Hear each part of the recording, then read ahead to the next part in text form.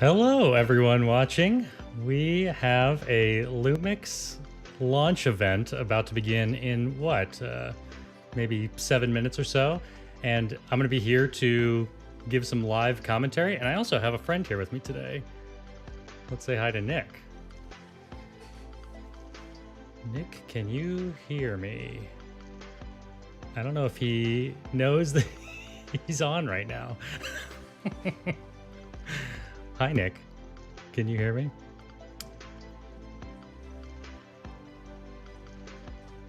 I don't know if he must be looking at something else right now. But I see lots of people talking about Nick right now. We got the Gunner Storm saying, Nick's here. Let's go back. Nick, can you hear me? All right, I'm going to message him right now. And we'll see where he went.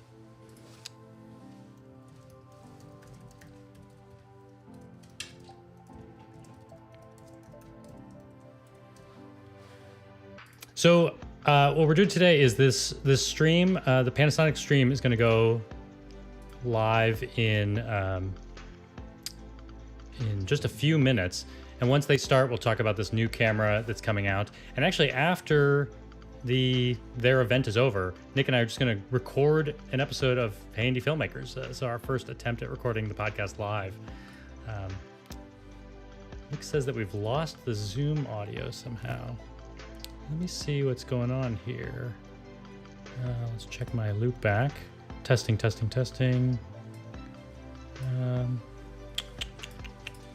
Yeah, it's not passing through. What's going on here? Let's flip this on. Test. You know what? Zoom may have changed some settings on me. Let's try this out. Let's play around with my preferences here. It's weird that it worked while we were testing, and then it... I think we got it working now, Griffin. Oh, now it's working. Did something happen on your end, Nick? It did. Okay. So can everyone hear me and Nick now? Say now hi. I am hearing myself. Let's see. You should just I be think it's me hearing... again. Hang on. Yeah. Let's try now. There we go. All yeah, right. Now it sounds good? Okay. The difference was me recording with audio hijack, which totally changed once I hit record, it took over. Nice. This is kind of a fun experiment we're doing right now to see if I can bring Nick in through Zoom and you can hear his audio. Hi, everybody. Sorry about that. So let's see. Corey Burgess is on YouTube. It says, yep, we both hear both of you, plus the background music. Yeah, and actually the background music is coming from this. It doesn't even look like a YouTube video anymore, but what you're seeing in the frame here is the actual LUMIX live YouTube video. So we're going to be right here when it starts. And Bob Zimmerman is here on YouTube. Tim M says, all good. September Menzia, good to see you again. You were coming from the Gunner Storms video. Sound is good, says Warren Harrison. And then Algie is over on Twitch and says, very important question. When is the first racing game stream by Nick? We got to do that soon. Absolutely. System's right here, ready to go. So in our final minutes before this stream begins, I'm curious in the chat, like what have you all heard? What rumors about this camera? Are there things you're pretty excited about in this stream coming up, or things that you want to get clarification from Panasonic? I don't know all the secrets, but I can help put some things in perspective. And I'm hoping Nick along the way can reel us back into reality sometimes and say, like, why does this matter? I thought I was comedic relief, but okay, I can do that too. No, you could do that. All right, perfect. I'm ready. I'm hydrated, since this could take a little while or not. We don't know. Yeah. So Cody Stoner says, hopefully the rumor about internal ProRes recording is true. I heard that rumor as well. And Tyler Bell on YouTube says $2,500, which does seem like that's the price point they were apparently aiming for. I've heard rumors that it could be around $2,300. We'll see. Nix and Mix is on Twitch and says, all I know is the camera's coming out today thanks to your game show last week. Yeah, it was good seeing you there. Kit Kohler says, excited about ProRes 422 HQ. Would love ProRes 422 LT Also really really hoping for improved higher ISOs. Yeah, we'll see. We'll see. And Eric What Ficarza does on ISO can Twitch. you push the GH5 to cleanly, or at least usably? I was only ever comfortable with like 1600 on the GH5, but the GH5, the GH5S could do like much higher, like 6400 or 12,000, and still look pretty good. Is it better than your GH3, Bob? I don't think so. No. The GH3 was the pinnacle. That shot Sriracha, right, Griffin? Yeah. You know, I think we already have more viewers on this stream than any live stream I've done so far. So thank you, everyone, for showing up. What's the difference? Let's see. You added me, and hey, took off.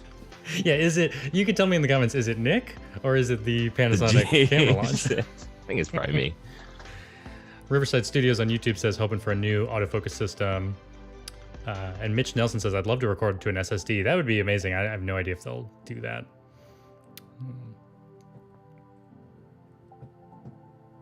So I think 1 minute until this thing starts. I don't know if they'll start on time. I have no idea how long it'll go either. And let's see, everybody's here for Nick. Well, I'll just get rid of Nick. Dang. My audio still I'll just here? go big on me. No, I'll go big on Nick. You have all the power. You have all the power, my friend. Crash Landed on Twitch says, Griffin Hammond presents The Nick Show. Da, da, da, da, da. All right. Glad to see we have people on Facebook and YouTube and Twitch watching right now. Kit wants to know if you've had hands-on with this camera. I believe I can answer for you and say no, right? You're not. That's right. You're not secretly in the loop on this one. I'm not. I can say that I have lots of cameras here. I have my GH5. I have my GH. I like when people watch my film. Four? Come back with their own Oh, I think this is starting. visions of what I wanted to say. Filmmaking for me is a way of connecting to others. My hope for the GH6 is that it's a camera I can just. So this is actually a good segue zoom into every why I moment don't have the and just capture it in a GH6. way that Is I it seems like they've always fully picked.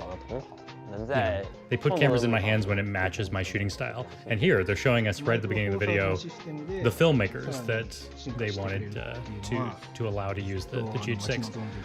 I'm sure they wanted like more serious filmmakers than like a run and gun documentary style shooter that uses a lot of handheld video. We're really excited to see how Panasonic is going to pivot with this new camera. I'm happy with the GH5s. I use them all the time. And I'm hoping the GH6 goes to the next level. Also, I'm very happy that Panasonic has involved me in like the GH5 launch and the GH5 Mark II launch and the S1 launch. There's a lot of cameras they've let me participate in. I don't need to be on all of them. The guy behind the This Week in Photo podcast. I'd like to thank you for joining this live stream. As you might imagine, today is an exciting day for the LUMIX team and for creators everywhere. Since the beginning, LUMIX has been a world leader in digital imaging innovation from the introduction. You can tell right away. Oh, there's the tally light. It has a tally light on the front, I think. And you can tell right away it's a bigger camera than the GH5. The celebrated GH series of cameras. Today is the introduction. I'll tell you, it looks like the reason they made it bigger is to put active cooling in it, a fan. Which I don't think any of them have had yet. But that's always been like a challenge for Panasonic is how do you put more and more processing power into this thing, higher frame rates, higher resolutions. It's just getting hotter and hotter, and you don't want it to overheat. So they added a fan to it and made it bigger. And now the LUMIX team is proud to unveil this gentleman, didn't we? The GH series, the GH6. At like one of the trade shows? Yeah. We probably did. NAB, I think. Production, and GH6 will create even more creative possibilities. And I see In short, Imaginet the Media on GH6 YouTube is wondering, introduces an batteries better be the exciting same as the new creative GH5 dimension 4. featuring a I have a broader feeling, range based on the of creative rumors, that features they and mobile will be. capabilities. I have a feeling it'll be the same battery system as the Here are GH5 some of the Mark exciting II, new features which would be and like improved capabilities of the batteries, but GH6. you could still use the The old ones. We'll GH6 see. has adopted a That's new one thing I live wanna know. MOS sensor and a new Venus engine. The sensor resolution has been increased by more than 20% So new sensor, compared to GH5 bigger to megapixels, 25 megapixels, 25.2 megapixels, with higher more resolution, stops higher of speed signal image readout, stabilization, I and believe. wider dynamic range. Dual IS2 capabilities have increased to 7.5 stops. New advanced image processing technology provides high resolution and natural noise reproduction, as well as the rich, expressive color reproduction that LUMIX is known for. The LUMIX GH6 contains built-in V-Log V-Gamut LUTs for the first time in LUMIX G Micro Four Thirds cameras, and provides a Okay, so stunning built-in 12 V-Log, that's plus cool. stops I think the of GH5 dynamic Mark II did range that. and up to 13 plus You notice they're stops also of using wide this phrase, range dynamic using range dynamic boost. range There's some mode. setting on the camera The new that LUMIX allows you to get GH6 even more changes the dynamic game range again out of with it. 422 10-bit C 4K 60p and unlimited recording time. 420 10-bit 4K 120p and 422 10-bit FHD 240p. Is that like an HDR HFR format that it high frame records rate. to, or The just more GH6 can dynamic record range in an FHD SDR at a file? maximum of 300 Yeah, I'm not frames sure. per second VFR That's a or good question. variable frame rate. You also see In the addition higher frame to rates there. It was 420 4K, can do 10-bit 120 5.7K frames a 60p, second. 420 10-bit 1080 could do, 5.8K 30p, what did it say, 240 or something? 60p. Anamorphic 300? 4:3 video can be recorded utilizing And now the you could full shoot area of the sensor. 5.7K video And at the 60 frames a GH6 can second. display So that's the size of the de-squeezed sensor. It's like anamorphic footage 5,700 on the pixels monitor wide. in real time. 5.7K 30p video recording And you can now is do available in ProRes 30p in 422 ProRes HQ. 422 This is a HQ. first for LUMIX. The highly But mobile note that's body not is equipped with ProRes a RAW, variety of that's video just recording ProRes. formats covering everything from Which is filming nice. to post-production workflow. The GH6 It's kind of like features one of the high features that an mobility, audio, power, and a rich monitor recorder functionality would give you, required the in ability today's video to industry. record to ProRes The or LUMIX H.264. team's Now the goal camera is can just to do it enable new internally. paths of creativity in video production while creating a new market for the industry. We'll do this together with all creators seeking new power and Kit video points out it expression. is live on B&H now. Panasonic is Yeah. proud to offer cameras with I think my high B&H link is in the reliability that can YouTube be description, trusted by so if anyone is professional interested in creators ordering it everywhere. and you want to help me out and use my During affiliate the link, it's right there in the development of description. GH6, we've worked closely I think with even if you just director click and it, you're helping me. cinematographer Jacob Schwartz from Mystery Box. Let's hear his Did we first know the price, or impressions is of that this a new revelation?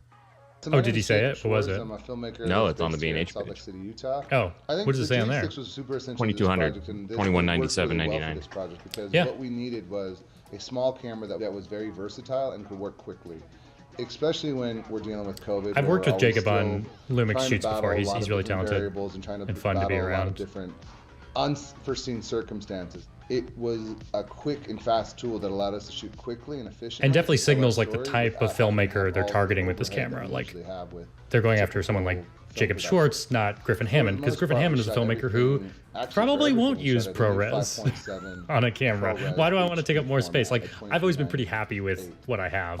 We felt that was the best But you could format that we imagine a could do. filmmaker like Again, this who's already recording we to are an external huge recorder. fans It's probably of going to want having our ProRes. content future-proofed, as well as having the flexibility of changing stuff in post. I know that there's a lot of cinematographers out there that's like, frame it for what it needs and it is what it is, but we are huge advocates of windowing our frame, and so having the 5.7 resolution allows us to just have that flexibility of saying, you know what, if we have to reframe or adjust that pan or push in or stabilize that image for any reason at all, we have that extra resolution to do that. Yeah, he's talking about That was the such a resolution, and great, you know, one thing to point out is like feature of the camera the that we Blackmagic really Pocket appreciate. Cinema camera The great thing can that shoot we love the most 6K. about how the LUMIX GH6 camera And so this is not quite 6K, this is 5.7K. ProRes is It like has a lot of the same universal benefits, like standard codec for Jacob is most saying, all you can post crop, sizes. but it's not the Not same having to deal with width as that very converting, similarly priced cross-converting camera. from different codecs that are more efficient on DIA cameras. Having ProRes built in has just been invaluable, especially as it comes to post. We have a few scenes that are green screen, and we also Curtis have a few Watson scenes that are just gonna on need Twitch that says, seems extra like a bit camera of for indie depth music video, we've short grown film accustomed to filmmakers. with Yeah, ProRes. that's a great point. I mean, for We definitely use $2,000, the dynamic relatively range inexpensive, boost on the but new can do GH6. And quite a bit with especially resolution and us frame shooting out rate. in And nature where we I mean, don't have as think much about like, control of the light, if you were willing to trying shoot in do a lot 1080, of different balancing I think you can between shoot 300 our frames a shadows second or and something with highlights. this. Having that extra dynamic range was That's super crazy. invaluable, Yeah. especially out in the desert. We were super impressed with the IBIS. I'm excited to, as we got back into the post. And Mitch Nelson on YouTube points out, so I've never used CFast cards. Are those better than SD cards? So I can't even remember if they covered it yet, but this camera appears to have complex and overbearing a compact, what is it called, compact flash? Compact flash, or is CFast an even newer version? It's like a different thing. But it's, yeah, it has one of those and it has one SD card, and compact flash is faster.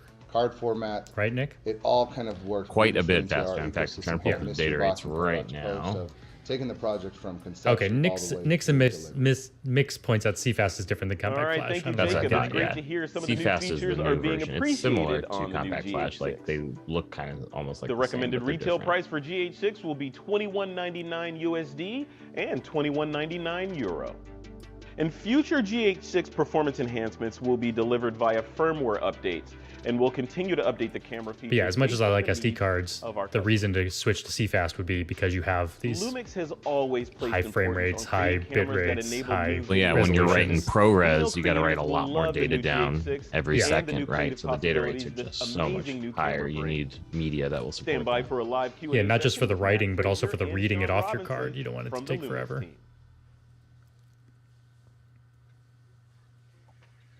All right, everybody. This is Here's Sean Robinson, who works at Panasonic in marketing. Panasonic LUMIX, as you all know, the GH6 is finally here, and we are now being joined by Matt Fraser to actually talk about it and address the questions that all of you may have in the chat. What's up, Matt?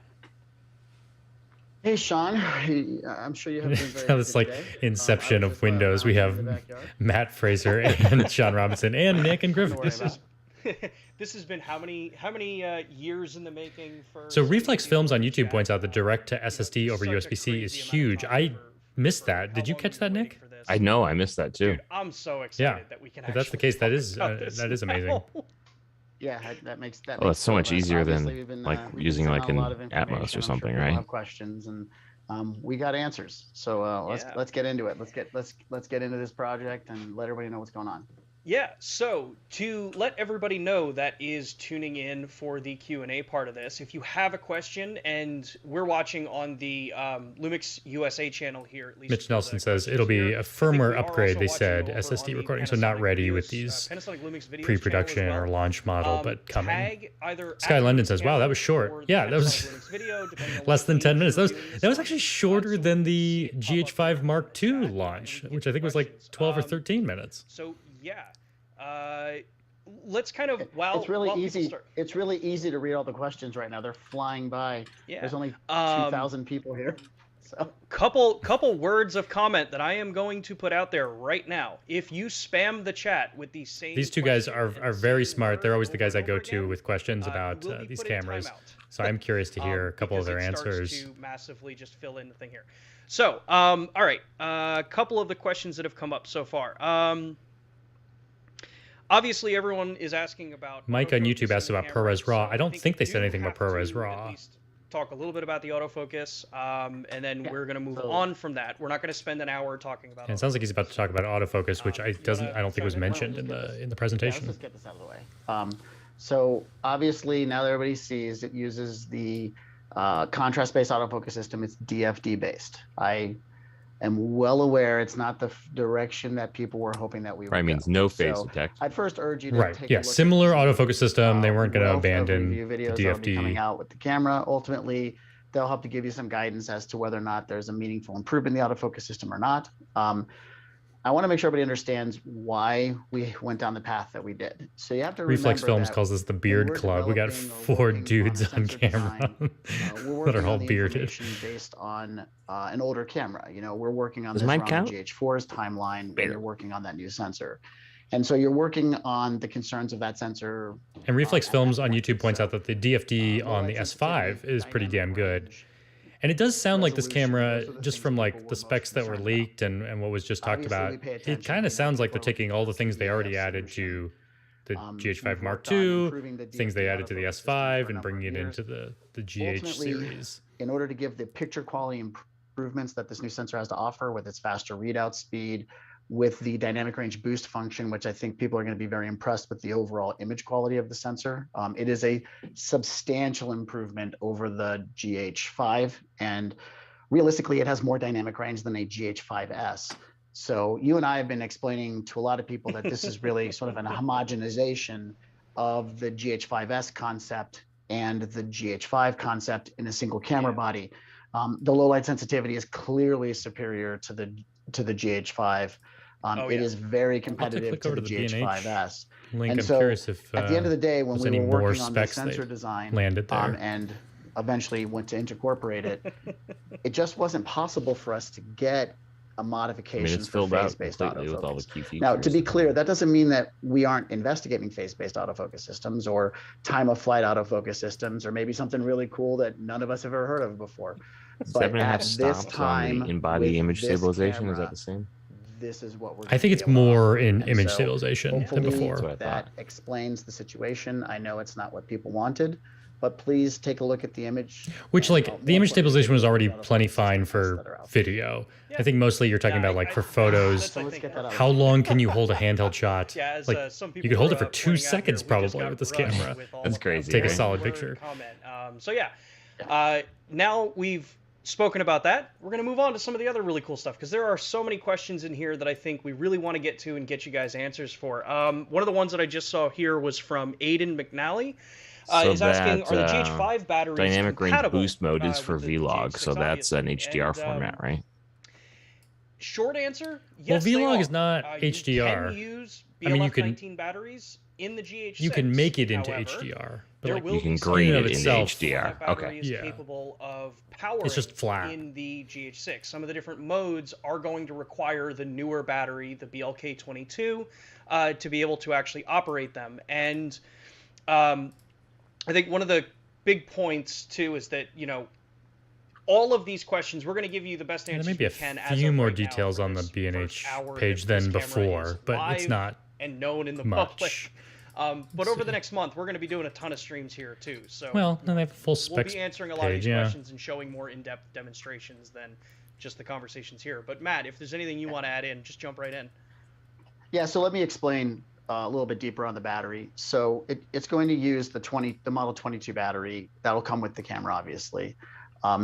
It technically has a higher voltage threshold, which means lower current going into the camera, a lower thermal threshold. Talking about the 2200 model. Let's see if that's the same one that's in my that cause the camera to get hotter, like GH5 Mark II, 5.7K 60p. Those aren't going to be available with the 19 battery. So I jokingly say, if you'd like to, I think he's talking about the new ones here. Use the GH5's battery, and that's about what you're going to get out of the camera. Yeah, so, this is the 2200 milliamp. So these are like a weird new shape, but it's the GH5 Mark II can take the old batteries just fine. So I think that's kind of what they're doing on the new camera. Except I believe on the new camera, they've moved the battery sideways to make more room. There were a lot of questions about the actual memory card layout with this camera and how things Sean's are going going to talk to about the memory cards. I know that reading, obviously, some of the chat questions here and some of the comments that we've seen in different locations online, there's some concerns about backup recording, relay recording, things that we've been doing in the GH line of camera for a long time. But as the simple answer, we can say, most modes, as long as you're not having to use just the CF Express card because of the bitrate, you can still back up and relay record to both of those media devices. And I want to clarify something on this too, because I think there's a lot of that was a good question. It sounds like some modes are so high bitrate that you have to use a CFast card, but a lot of the modes will still fit on SD It's like cards. over 1900 megabits per second. That's got to go to the CF Express card. But we have all intra codecs in the camera that will support up to 4K 60p all intra at up to 600 megabits per second. That can go to both the CF Express card and a V90 card at the same time. So you're going to have opportunity, like 5.7K will be able to go to both cards. There's an option for 5.7K at 300 megabits per second that can go to both cards as well. Mike on YouTube is saying he wishes it had two CF Express card slots, which I guess would be nice if you needed backup recording for well for the high bit rate. For the high bit rate stuff. But during this transitionary time, I think I would trade one CFast slot for an SD slot, since I have so many SD cards. That will go to the SD card and the and CF Express card at the same if it's time. true that they're going to add once we get to SSD support in the 800 future, I suppose megabit, maybe using the 800 camera would megabit let you codec, do that's That'd be gonna awesome. internal and CF external at the same Express time. card. Who knows? And keep in mind that we have announced that there will be a firmware update to the camera, and one of the things we're going to support is the external USB to SSD. So you'll be able to use an external media for recording as well. Just confirm that there's still a lot we don't yet know plug in about an what SSD that in the can future. support. But at a minimum, you're going to have external media that you'll be able to work with the product as well. And talking about that too, some of the future stuff that's My son is here coming on, showing we've his got toe a lot of ring. questions about Do you future wanna come up firmware here? updates, because I think as you all he have wanted to do. often said, Matt, it wouldn't be a LUMIX launch if there wasn't firmware already planned for it. There will be support for things like RAW over HDMI coming in the future. The RAW over SSD HDMI, recording interesting. over USB. Even more ProRes options in the camera. At launch, the camera is shipping with 5.7K ProRes 422 and HQ up to 5.7K 30p. That's what it ships at in 5.7K. Our firmware update that's going to be coming will supply DCI 4K, full HD options. And Matt, I think you have a little bit of insight as to the kind of the thought process behind that at launch. Well, I mean, obviously, I think what people have to understand is that there's a lot of testing that has to happen whenever we put I do codecs like in. all the new things they can do with USB-C, because one of the things I like is, the upgrade from the GH5 to the GH5 Mark II. The Mark II can do USB-C charging, which the GH5 couldn't. And the GH5 Mark II cannot do SSD. I don't know if that's something they can add firmware for, but the more features they can add through USB-C, that's really cool. You think you'd use that? Things planned as well. I think I would definitely use the charging. I'm using it now.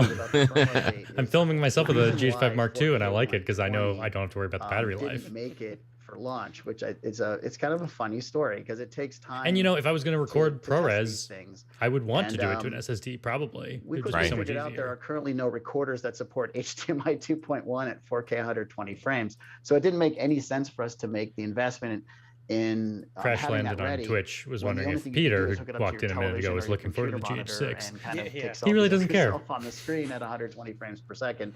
So that's one of the reasons. Fun why fact, that's not Peter's gonna be in actually the a camera Canon yet. It shooter. just didn't make sense to put the Surprising time into it with you until as his there's something father, that can but- record it. That's how forward-looking. So the camera Reflex really Films is. on YouTube But then says, you also for look people that at, shoot 4K out the fact there, that Atomos, is that using a non-standardized Reflex shoots 120 4K 5.4K on a for RAW, drone, and the so crop we factor are is now even working on larger making than sure you we can do think. 4K 120 5.7 will be over massive. HDMI, so people can record the raw output to an Atomos. I can't tell if Ninja they 5 mean that in a Plus, good which, way or a bad again, way. we're working to make If they're that talking about happen. sensor crop, or if they're talking So just about be the aware that ability we to have a crop lot planned for this down to camera. 4K. If It's anybody actually remembers the history of the GH5, quite a bit of space. There's an awful lot of stuff running in the back of our heads that Sean and I can't even talk about And right now. Ulysses about what we on have YouTube planned says for same additions in the GH5S future. battery. It appears so. Well, So, ships with a different let's battery, see, a I'm gonna pull up 2200 another question milliamp here. battery, It's the same from, one that the Sam GH5 Goose Mark wants to know II release uses. date, raw output, But then it sounds like and then the you can probably still photography use side your of this old camera, batteries with something it. that I am really excited about. I'm with the guessing this GH6. is a more powerful But camera. start It with has release the date. active cooling, a fan. It's Release probably going date to burn is through going battery to be faster, so you end of probably March, would prefer to use the new March, battery it next ships month. with, but you can use both. Man, it's these a month dates are that starts just with an so- M. yeah. You got like M months. You got two shots. You got two shots out of Sean. So yeah. So the camera will be shipping by next month, and I think probably one of the coolest things. Shipping Matt, next month, is says Sean. the- It looks like it's a lot of the available for different order regions right that now you can on be buying B&H, this as we camera said. in, all have some sort of I mean, promotion running. that's the for purpose of this pre-orders launch at event the is start you can of buy the it now. camera's release. So if you take a look at least here in the United States is the only one that I can speak of, at least because we're here in the United States. In the United States, when you pre-order the GH6, you're getting a free CF Express Type B card with the camera, so you're not having to go spend $200 to go get a CF Express. Oh, I didn't card notice at that the on time you buy the B&H. camera. So that's What Sean was I talking know, about at is least in the through US, some other March, regions are for the also next doing that month, promotion. if you order it on Some B&H, you get a free other CF Express regions card are with it, doing which, yeah, maybe that's some pretty cool. different, like cash back promotion, stuff like that. So Very cool. take a look at your local store, wherever you're purchasing your camera equipment from. Double check, see what kind of promotions they've got going on there, because there's definitely something going on in the different regions across the globe. So Knowing that CF Express is a newer format for a number of people out there, it's a really big. Mike Zarenthi on YouTube wants to know about the size of this camera.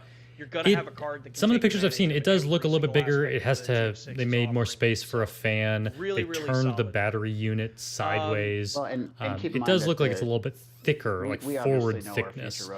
I'm not sure it's any taller. It might actually be the same. We're making sure we're giving away a card that is ready not just for what the camera can do today, but what we have planned in the future for the product. So we're not going to saddle you with a card that when we add something really cool, you won't be able to use it anymore. So trust me, it's plenty fast enough for anything we're doing in the future. Yeah. And then also to the last part of the question from Sam was about the photography options. Obviously we're talking so much about the video side of this camera, and I don't think any of us can deny the GH6 is going to be loved and adopted by a vast majority of filmmakers and video content creators. But we get so many people that have questions about what about photography with LUMIX? What's the good to see World Merge here on YouTube. Says, have you had any experience adapting old 35mm lenses for the GH line? Is it worth dealing with the crop versus buying a native lens? Photography tools. I mean, that's always been one of the benefits of the Micro Four Thirds system, is that every single one of our cameras. Twofold. The sensor is small enough that it can fit. You can put full frame glass on it and add like a speed booster and get more light performance out of it. But two, the flange distance has always been good on these cameras, meaning that you could put just about any lens out there with the right adapter. It could be just a plain metal adapter that just spaces it appropriately and doesn't really deal with the crop, or it could be a speed booster, which is more expensive and actually like reshapes the light to fit the sensor and improves your your exposure level. But yeah, I mean, I've used a lot of weird glass on the GH cameras, and you still can.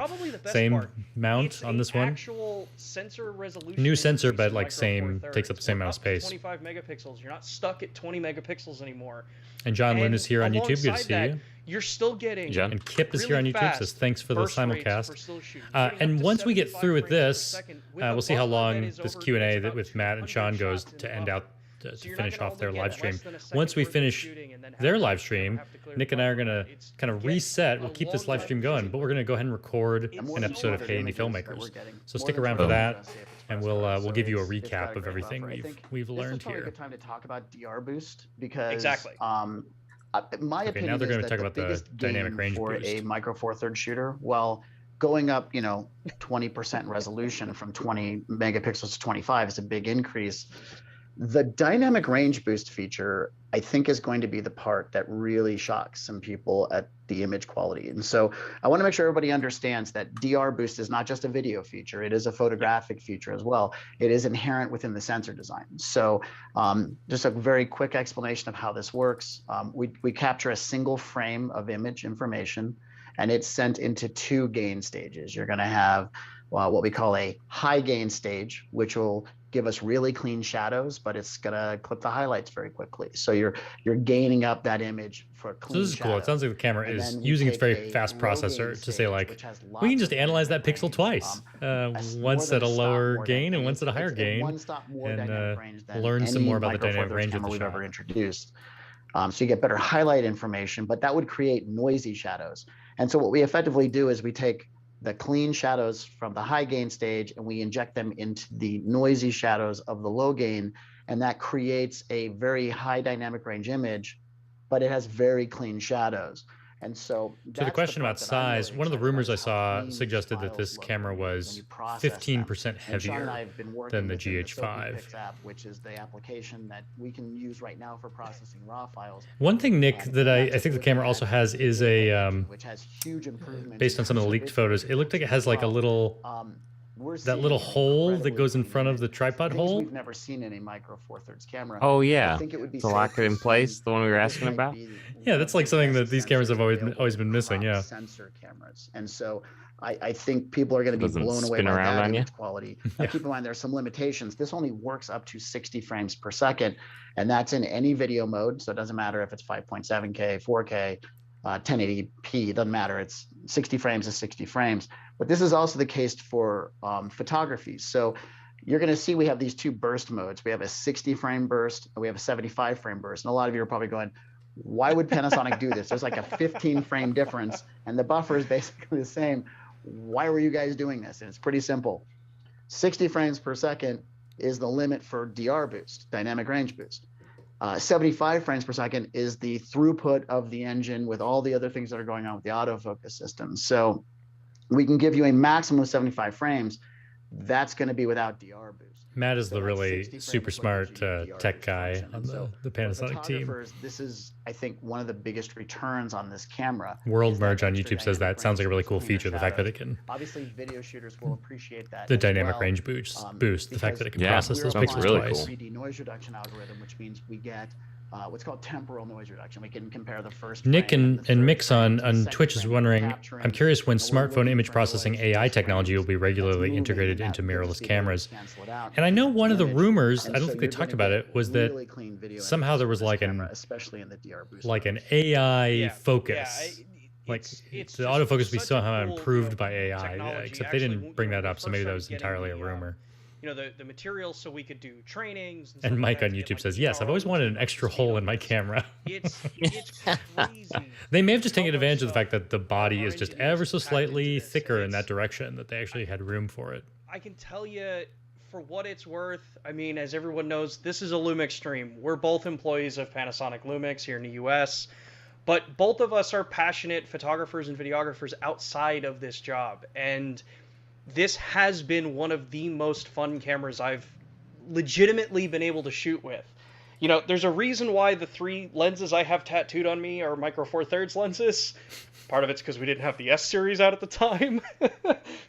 But a lot of it's that, I get to go back to using my Nocticron. I get to use the 42.5 with it and actually shoot with a camera that, up until recently, that 42.5 lens, I have that on my GH5 right now, one of my favorites. To my Micro Four Thirds cameras.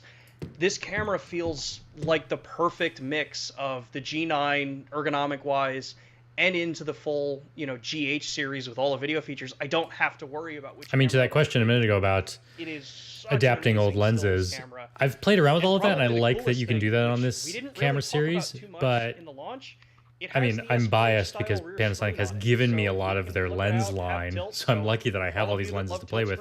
But I've used both speed boosted lenses and native lenses, and I just find I love the native lenses because there's no extra adapters, they don't take up more space. If you put a full frame glass on these things with a speed booster, it's really cool, but the lens is like 3 times as big. So I love that, like, this is one of my best lenses, and it's still not huge. And so I know that there's some questions about weather resistance when it comes to the fan. So I think it's important to understand that what we've formed is weather resistance now that they've added this fan slot. It's a tube, basically, where the fan resides, and there's a heat sink that's pulling heat.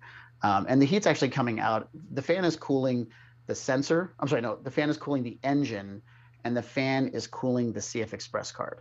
The chassis of the camera is actually cooling the sensor. So there's a separate passive cooling for sensor. So you have 3 different things getting super hot in this camera.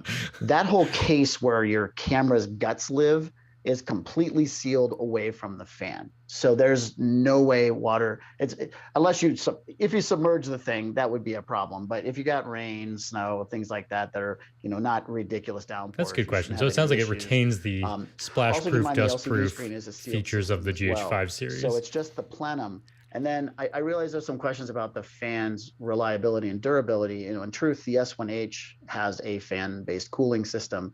The box cameras, both the BGH1 and the BS1H, have fan-based cooling systems. And Crash Landon points out the native lenses are generally lighter. Yeah, that's why I like them. And Reflex Films wants to know my 3 favorite native lenses. That has copper wiring wrapped around it. I probably like, I really like this 12mm that I'm shooting with, the 12 f1.4. For a fan. That's effectively what's in there.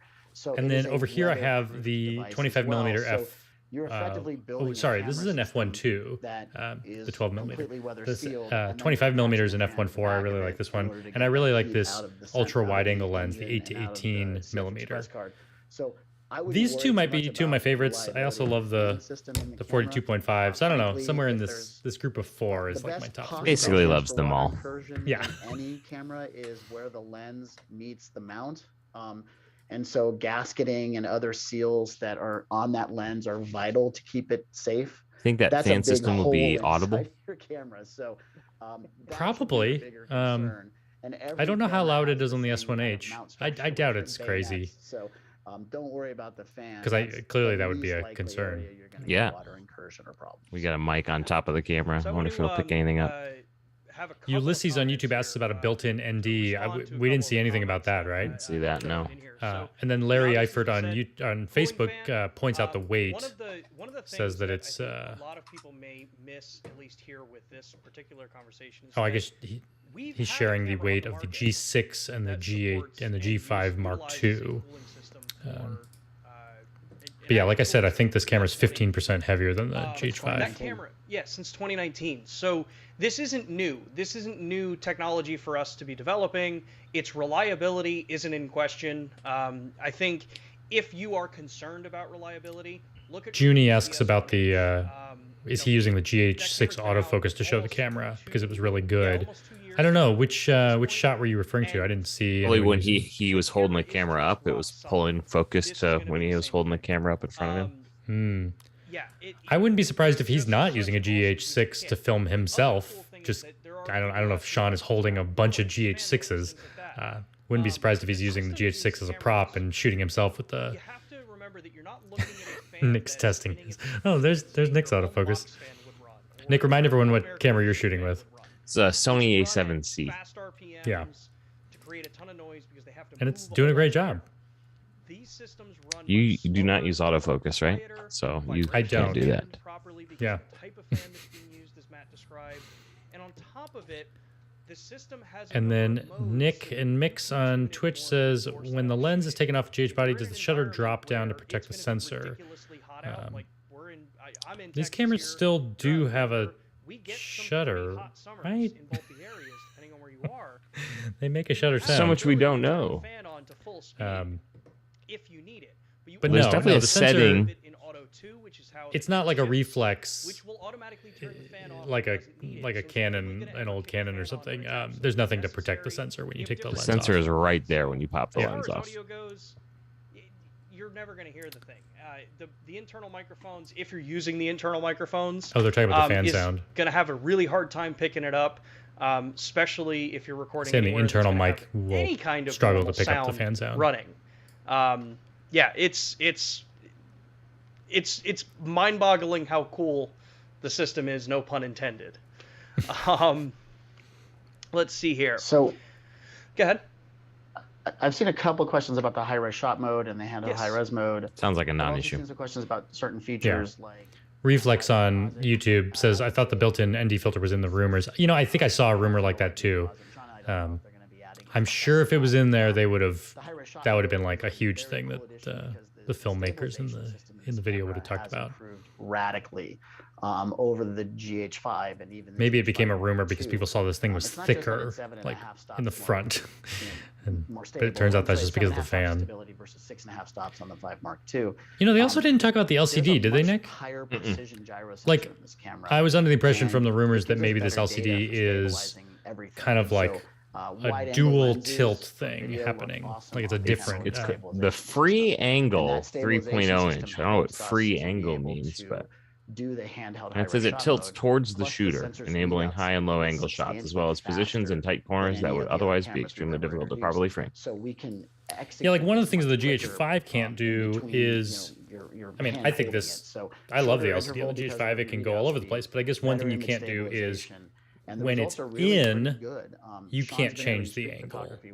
So I believe on this camera they may have given it a tilt system where you can tilt it while it's actually smart enough against the back. Movement of those cars, and it auto corrects it and gives you the look of a longer exposure for those cars that were moving. Or if they were high, fast shutter speed, it effectively just picks one sample and gives you the single sample for anything that was moving in the car in the image. It's really good, and I think a lot of people are going to be impressed with that feature. Yeah, that's probably one of the coolest things is, obviously we've had high resolution shot mode before, and, handheld high resolution isn't necessarily a new thing. And we're not claiming that we're the first to be the ones to do this. However, you now have a camera that has natively higher resolution than any other Micro Four Thirds camera on the market. And you have a handheld high resolution shot mode that doesn't have to go down to a lower resolution. You've got 100 megapixels, whether you're doing handheld or whether you're doing tripod MW shots. Digital Storytelling on YouTube says, keen to see Griffin's GH6 demo reel. Yeah, we'll see if they send me one. In my The Panasonic has done Maybe they enough should for send already. me one instead. You've got enough cameras over there. I'm already sold, yeah, on the That's system. right. They need to convince Nick. About like 7-ish seconds to process from the time you shoot. Handheld high-res shots, because it's doing this from many, many more images to put it together. I think I was upwards of around 12 to 16, depending on how long my shutter was and how complex the image was. So this I kind of miss what they're engine that's talking in about. this These camera high-resolution is shots where it uses insane sensor what shift it's to capable get to do. more megapixels, basically. And as Yeah, I Matt know this said, camera is things like, live view composite, I think it's capable of it'd be 100 cool, megapixel but we just don't photos, know which at is this like, time. well, how's that possible with what's a coming, 25 live streaming megapixel stuff sensor? as well. But yeah. I heard you mention that. I wasn't Same not technology purposely as our not listening to you. projector, I was right? trying to We read both the have the same chat. projector. But, It's not a 4K chip, but it moves it around. Yeah, let's see here. Do you see other questions that you want to jump to while I try to run through here and grab a couple more, Matt? Yeah, there's been some questions about charging the battery. Yes. I've seen like 1 or 2 times. So when you get your GH6, it's going to include. I actually want to know this about the batteries. The Model 22 battery. It'll include a wall outlet that has a USB port. It'll include a charger and then a USB to USB-C cable. And you can obviously charge right at the charger, or you can plug the camera in to the USB-C and into that wall adapter, and you can charge it that way as well. It's important to note that that wall adapter we give you, if you turn on the camera to use it, it's going to stop charging the battery, but then it'll just power the camera off the wall adapter. If you want to be able to trickle charge your battery at the same time you're powering it, you'll need a different wall adapter. We make, I think it's the BTC15 that can be purchased. That's our official adapter. But realistically, we can't guarantee every USB device, but if they're being honest. It sounds like he's saying if you go out and get an aftermarket, more powerful charger, you could potentially charge the battery and power the camera. Although powering the camera is all you need to do, really. If you want to use a device that's used for your other computers in your house, yeah, you can absolutely power and charge the battery at the And I imagine it's like the GH5 Mark II. In my experience, you have to keep the battery in the camera. You can't external drives as well. You can't power the camera without the battery. Without the battery. Make sure we got that out of the way. Yeah. So going through a couple of the kind of generals that have gone through here. So everybody knows, the GH6 is basically, for all intent and purpose, from the video side, a 10-bit camera. You have to dig very, very deep to find 8-bit codecs. They are there. You can't do, just so you know, you can't do slow-mo. You can't do slow-mo with the 8-bit codecs. The VFR does not work in any of the 8-bit codecs. So. And that's actually one of the cool things, I think, for a lot of people, too, is that, VFR now in this camera, while you don't have continuous autofocus, you have push AF at the beginning of it, and you don't have sound, but you have a 10-bit codec now that's actually fairly robust to work with. The high frame rate option. We got a question on YouTube from Freddie, who said, have they said anything about a new lens? I heard some rumors of Panasonic releasing one during the time of the release of the GH6. I feel like I saw that same rumor, but I actually think they may have been talking about lenses that are already out. I saw in a video they were showing off like the 10 to 25, which has been out for a while. Also the 25 to 50, and there's a 50 to 200 millimeter. These are all like these nice Leica lenses. But I believe the last two that we were waiting on to come out came out last year. So I don't know if there's any new lenses with this camera. Looks like the kit lens is one that's already out. It's a nice one though. It's the 12 to 60 f2.8 to 4. Yeah, here's that 12 to 60 right here. Oh, same one you've got. As you mentioned, yeah, we have tracking autofocus up to 120 frames per second when you're in the high frame rate mode. But even up to 240 frames per second, you can still press the AF on button on the back of the camera as you're shooting and have the camera readjust focus in real time. So you Do have any that of the option in the cameras camera you as have well. now So just be aware support that being in a webcam there just are gonna plugged be in some over caveats USB? there. It's Like, not do they every show up lens like a to do that. It's webcam, gonna or be a do you need a select list of capture lenses card that's of all some listed kind? on our site. Not yet. And It's then kind of you're a probably hack. gonna They shoot encourage you to 30 use like the frames, LUMIX 50 app frame. on the You computer need to to do turn these firmware cameras into a updates to your webcam. lenses to make the But you're really just 200 doing frame kind of like what I'm autofocus doing work. now, So just like be aware of that. stealing your window from And Zoom and actually, putting on it that point, too, into just so that, 'cause I see a using couple people OBS to It'd make be it nice into if they showed up HFR just like a modes in webcam GH6. did, you know, just like Yeah. a standard video start at the device. bottom. 48 frame per second, 60, 120, and 240 That'd be a that are big selectable in the main recording options all have autofocus and all have audio recording. Variable frame rate. Oh, that's nice. So the GH5, when you were in like a high frame rate modes, you would lose autofocus and audio recording. And they're saying in all these high frame rate modes on the GH6, functions for this camera. So it's a big jump up. So it has audio and it has autofocus. Let's see here. Is there a headphone? I heard, is there a headphone jack? No, we were in, yeah, I'm joking. Yes, it absolutely has a headphone jack. Sorry. Matt, why would you even joke about removing ports? So it's not something that they're aware of. So I probably shouldn't be so snarky with people. Yeah, it absolutely has a headphone jack, has a microphone jack, and we make a device called an XLR1, which you can put through the hot shoe of the camera. And that'll give you a channel 1 and channel 2 input. Yeah, I'm a good XLR. 10 seconds behind and you. then I a just great heard the additional headphone feature jack. is that I can actually record the XLR1 and also audio coming into the 3.5 millimeter or the built-in mics. So that's 4 audio channels that you can record simultaneously. So, you know, companies like... All right, that was a big question I had was I saw in the rumors you could record 4-channel audio. And it was like, well, where are these other 2 channels coming from? Because the XLR ports, you only have 2 of them. So I wondered if either it could also record internal mics at the same time, but Matt just said it can also record the 3.5 millimeter jack.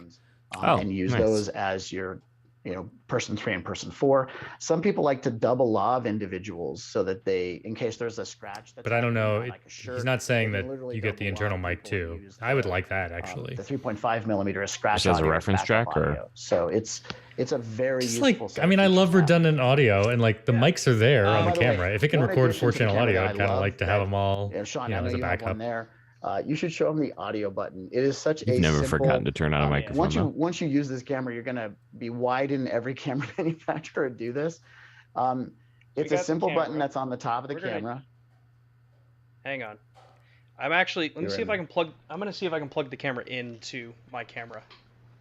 Okay, so Sean's gonna show you what happens, but we have a little button on the top that you just press, and that immediately brings you into the settings of the camera for the audio. So you can see all 4 levels going. You can make adjustments to everything in real time. It is a very nice addition to the camera. And frankly, I'm shocked we didn't add a button years ago that takes you straight to the audio settings, because it's incredibly useful on the product. Yeah, so you'll Mike see on here, YouTube has a this question little about, button I wonder up if here, they've when you press this, made any focus improvements back of the camera now focusing gets you manually this with native lenses. display.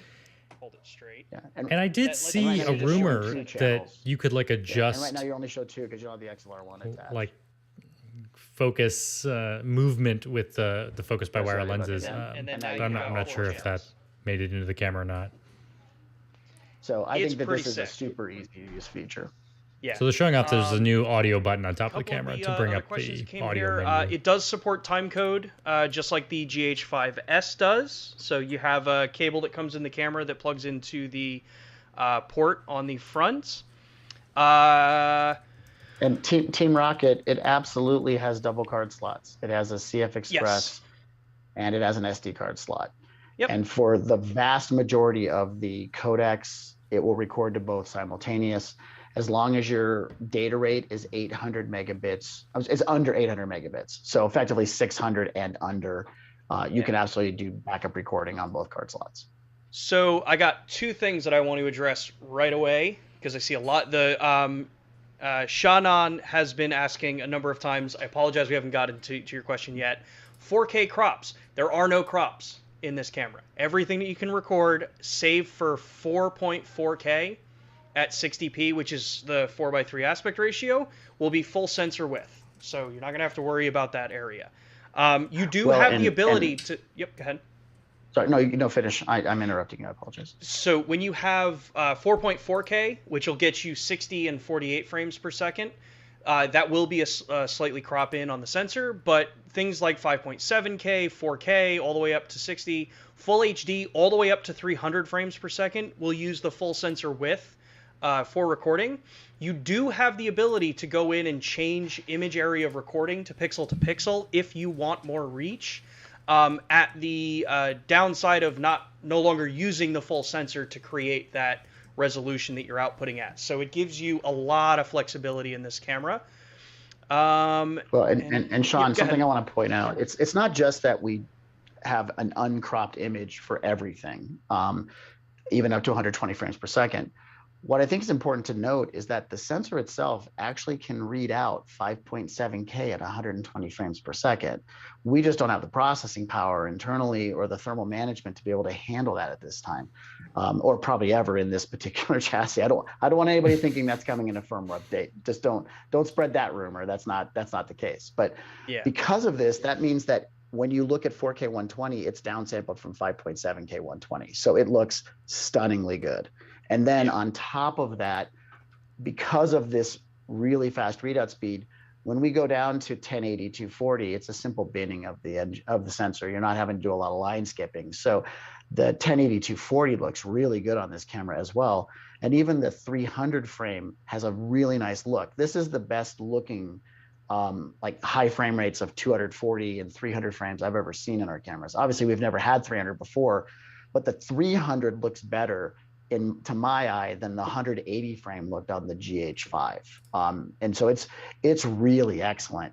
And all these frame rates, these high frame rates outperform the GH5S hands down. So I think people are gonna really be impressed with that. Plus it's 10-bit at 10-bit 422 at 240 frames per second, which is amazing that you can do that. And that's where this camera will be a lot of fun. Is like I like shooting 4K 60. Now I could shoot 4K 120, which might actually be overkill for me. I'm not sure. I have a feeling it'll save your butt once with some awesome slow mo, and you're gonna shoot everything that way just in case.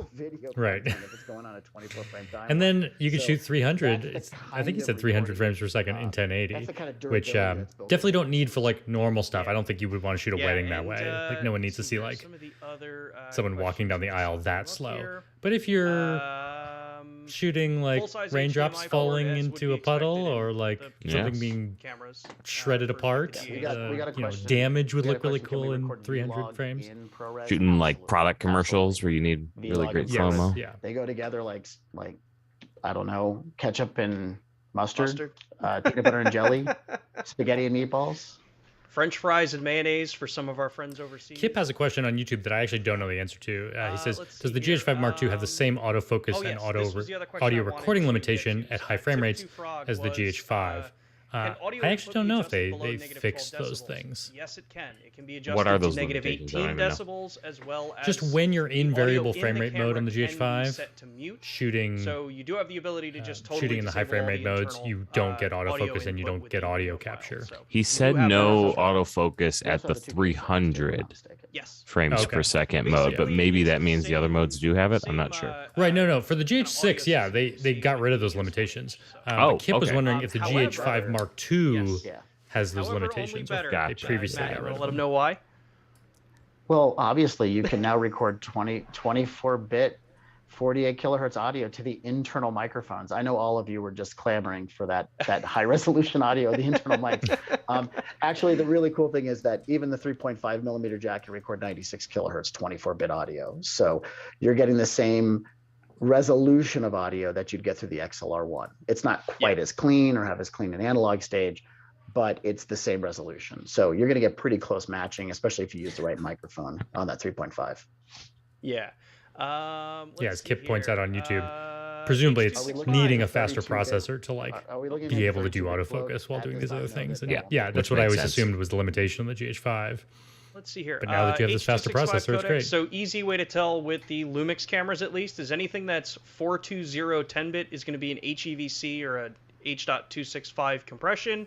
Anything 422 10-bit is H.264. So you have plenty of options both ways.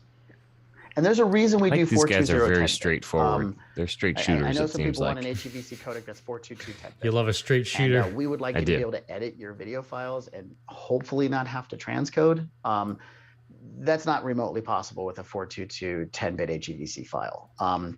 There's no graphics accelerator. And everyone should know, if you really like to nerd out on live LUMIX talk, if you didn't realize already, Sean Robinson does a weekly live LUMIX live show on Thursdays on YouTube. So we work in H.265. And Mincredible wants to say on Twitch, congrats on reaching affiliate. Thanks. Can work without any real issues. So that's why we chose to do that. Keep in mind that we have a 5.7K 60p option that is HEVC. So that could be a real challenge to edit unless you transcode that footage. So that's why we're working with 420. Yeah.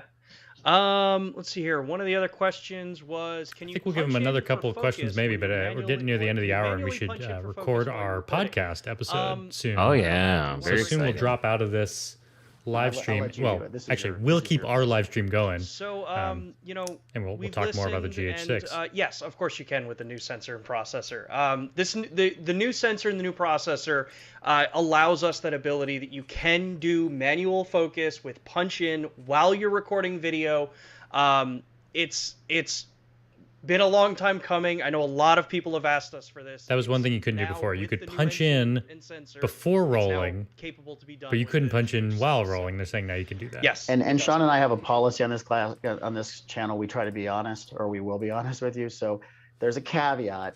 That'll only work up to 60 frames per second. So once we get to 120 frames per second, we won't be able to do the focus assist or the magnification once you're above 4K 60 or 1080 60 for that matter. But I just want to make sure we got that out there, because I don't want a bunch of people on the forum saying Panasonic lied to me about this. That's the limitation. Yeah. So let's see here. We got time probably for like a couple more questions. Well, there's one I want to make sure I get to, because Fabian has been asking quite a bit, and I want to make sure we get this out of the way, because if I don't, I won't be able to sleep at night. So I'm getting a lot of requests for B-RAW. So we offer B-RAW on some of our cameras over HDMI to be able to use with external recorders. At this time, we haven't made any public announcements about what we're doing with B-RAW or if we'll support B-RAW on this camera, but it's being asked multiple times. Some people are asking about B-RAW internal. I saw that on here as well. Kip says, thank you for taking my question on YouTube. You're welcome, Kip. And It's Me, Akash Singh is on Twitch, says, hello, intellectual people. They may not feel comfortable sharing, or we may not have a certain function in the camera that would be required to make that specific thing you want work. Sean and I are not the engineers of the product. We don't know what the limitations are for adding B-RAW into a camera.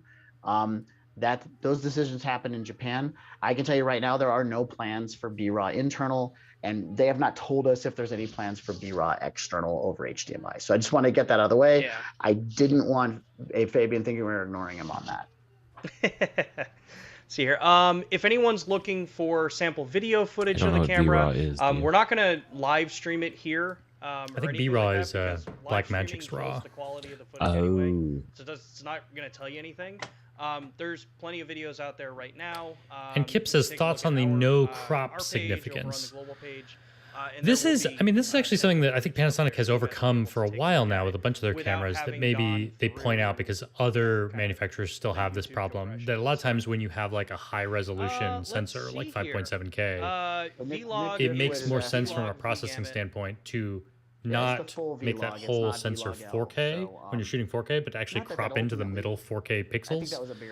And so I think they're just happy to point out that like, it sounds like in all of their modes, there's no sensor crop, which perhaps some of their competitor cameras do have a crop. Dynamic range.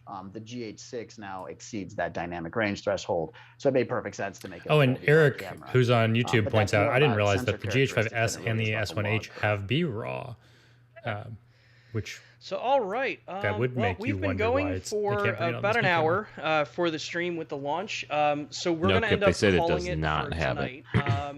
Actually, I want to get to one last thing. So 6K photo mode. So yes, a long time ago in a galaxy far, far away, Panasonic introduced 6K and 4K photo modes, and these modes were intended to provide high frame rate. Garrett on YouTube says, I still get monster character and quality from my GH3. Yeah, the GH3 that shot Sriracha. Like an 8 megapixel file. If someone gives me a GH6, I'll take it. So, someone give Garen a Gerard. Sorry, or Gerard. I don't know how to pronounce your name. I apologize. Someone give him a GH6. Because now the camera can record in all these video modes in 10-bit. And Eric internally, on YouTube points out an important caveat. It's not B-RAW internal on those cameras. So you can get B-RAW through HDMI. In the 4:3 aspect ratio, 5.7K, and you're going to effectively get. But is that even, Eric? Is that even B-RAW, or is that raw over HDMI? Yeah, just raw over HDMI, and then you record it in B-RAW. Through the B-RAW codec to a make it recorder. a video mode, and you can record it that way, and you can still extract the frames. Because I think they did say that the GH6 through a firmware update will get raw HDMI. So cool. Yeah. All right. That's I think where we're gonna call it tonight. All right, these guys are wrapping it up, so we will if also you want to continue these conversations, cut out of their stream in just a minute, and we'll do our first live recording of the podcast in front of you all. So we will definitely be continuing this conversation on Thursday. Do I have to try and not make mistakes, or do I still get to make my mistakes that you'll edit out nicely? I suppose there's time for me to edit them out, but it'll also just live online. Let me I'm gonna mute their video fully. I'm gonna switch to our podcast look.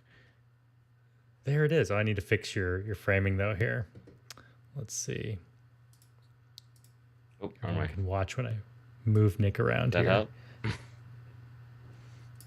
make him a little bigger. Bring him over. So for everyone who missed it, I'm just dragging in his Zoom window here, but I can hear him and see him. What I like to hear. So let's catch up on the chat real quick. Eric says the GH6 future will just be ProRes RAW, which makes sense. Although, like I said, can't you just do RAW over HDMI? Maybe I don't understand RAW well enough.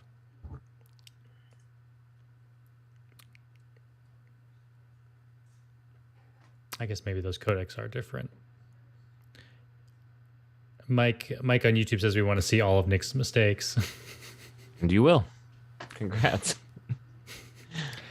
So here's where we usually figure out how we're going to do the intro. And I guess I'll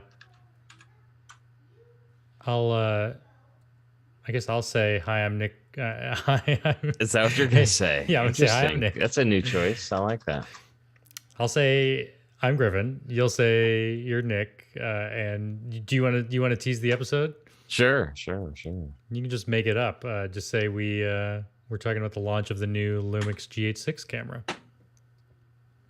You guys ready for this? I feel like I'm not rolling, but we've been rolling this whole time, so like I'm good. Let me make sure I'm rolling. My camera is rolling, yeah, and my audio is rolling. So, in theory, we're doing this right. Yeah. Griffin, tell the people, how often do I say, "Oh wait, sorry, we got to redo the first 5 minutes because I did not hit record."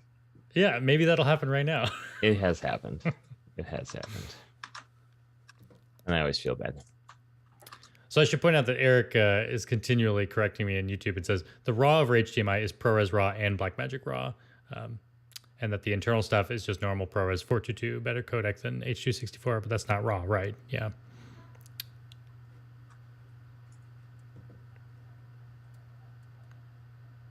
I don't think I understand this question from Kip, who says, I'm wondering if there's an impact on Stabe as a trade for the no crop.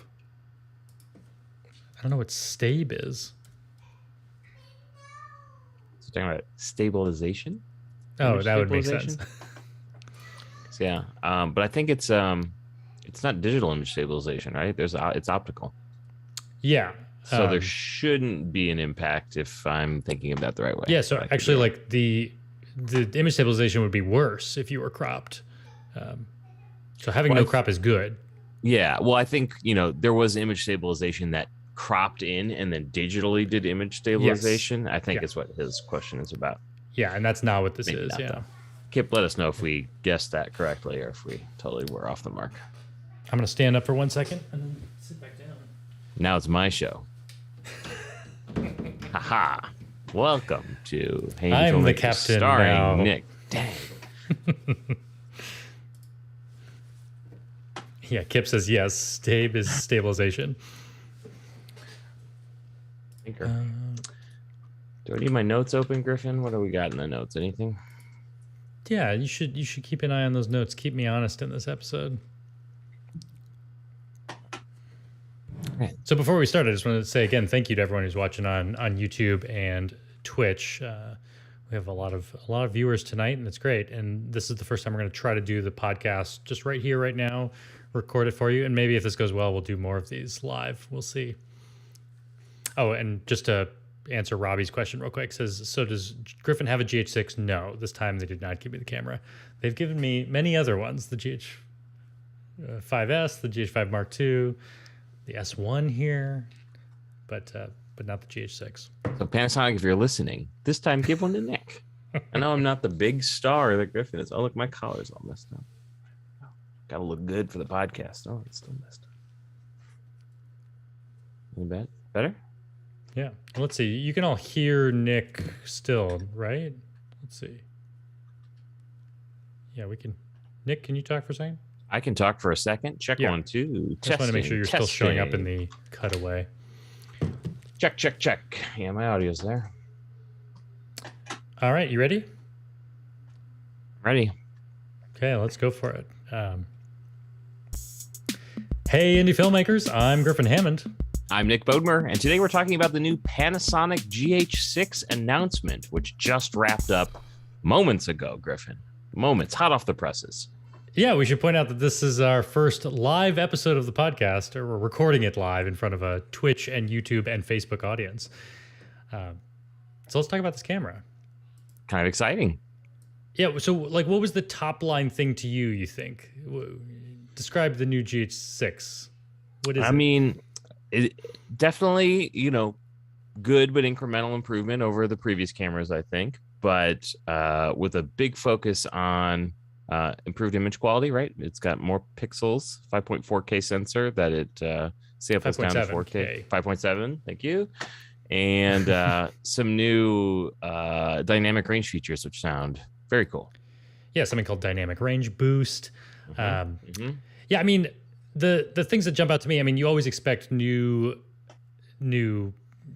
resolutions and frame rates on this camera. I mean, the fact that it's a much bigger sensor than before, it's 5.7K wide, so you can crop if you want, or you could, I don't know, you could shoot natively. And what, you could do 5.7K at 60 frames a second, which like currently on the GH5 cameras, I like that I can shoot 60 frames a second in 4K, which is great because it's 4K, high resolution, and I can get slow motion if I need it.